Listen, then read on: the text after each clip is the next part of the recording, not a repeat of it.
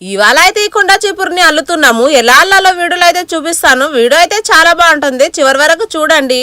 So hi అండి, ఇవాళ అయితే మా పని కుండ చీపురు అల్లడము. మా ఇంట్లో అయితే చీపురు అయిపోయిందనేసి ఇవాళ అయితే మా ఆయనకి కుండ చీపురులు అయితే అల్లిస్తున్నాను. కుండ చీపురు అయితే ఈ ఆవుసాల్లో పెట్టామండి. ఈ ఆవుసాల్లో చూడండి ఎలా కనిపిస్తుందో. ముందైతే ఆవులు ఉండేవన్నమాట, ఆవులైతే అమ్మేశారు. ఇక్కడే పెడతారండి మా ఊరు వంట సామాన్లు అయితే. ఇక్కడ తలుపులు లేవు, ఏంటి లేవు, అయినా సరే దొంగలు అయితే తీసుకెళ్లారు. మనం కూడా చీపురు అయితే ఇక్కడే పెట్టాము. మొత్తానికి ఇప్పుడు ఈ చీపుర్లు అయితే అల్లాలి. ఈ చీపుర్లు అల్లడం అంటే చాలా కష్టం అండి. నాకైతే రాదు, మా ఆయనే అల్లుతారనమాట. నిజానికి చెప్పాలంటే ఇది ఈ ఇయర్ది, లాస్ట్ ఇయర్ అయితే పక్కన పడేసాము. ఈ చీపురు కట్టడానికి సాయంత్రమే అయిపోద్ది. చెప్పాను కదండి లాస్ట్ ఇయర్ చీపుర్లు అయితే పక్కన పడేసాను అనేసి. ఇక్కడైతే మూట కట్టి ఇక్కడైతే వేలాడ తీసేసాను. ఇదైతే వీధి తుడిచే చీపుర్లు అనమాట. ఈ చీపుర్లు అయితే అమ్మడానికి కాదండి, నేనే ఇంట్లో తుడుచుకోవడానికి. నేనే ఎక్కువగా తుడుస్తుంటాను కావున నాకు ఏ సైజులో నచ్చుద్దో ఆ సైజులో అయితే తీసిస్తున్నాను. మా ఆయన అయితే అల్లుతున్నారు.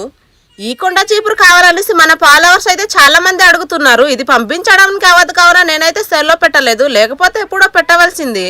ఈ కుండ చీపురు అల్లాలంటే చాలా కష్టం అండి. ఇది అల్లాలంటే చాలా ఓపిక ఉండాలి. ఎంత ఓపిక ఉంటే అంత మంచిగా అల్లొచ్చు. నేనైతే ఎప్పుడు కొన్ని అయితే చీపురు వాడలేదు. మాకే చిన్న తోట ఉందండి, అక్కడే తీసుకొచ్చి వాడుకుంటాము. ఒక సంవత్సరానికి అయితే ఒక 10-15 కట్టలు అయితే వస్తాయన్నమాట. కొన్ని అయితే అమ్మేస్తాము, కొన్ని అయితే ఇంట్లో పెట్టుకుంటాము.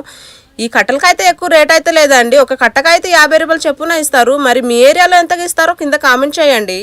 మొత్తానికి చీపురు అల్లడం అయితే అయిపోయిందండి. చూస్తున్నారు కదా, 4 అల్లేము. కొన్ని అయితే వదిలేస్తాము. సాయంత్రం కూడా అయిపోయింది అనేసి మా ఆయన అయితే వదిలేస్తారు. ఈ 4 అల్లేమండి. చాలా మంచిగా డిజైన్ కనిపిస్తుంది కదా, చూడండి. ఒక రోజుకి 4 చీపుర్లు అల్లామంటే మీరే అర్థం చేసుకోవాలి చీపురు కట్టడం ఎంత కష్టమో.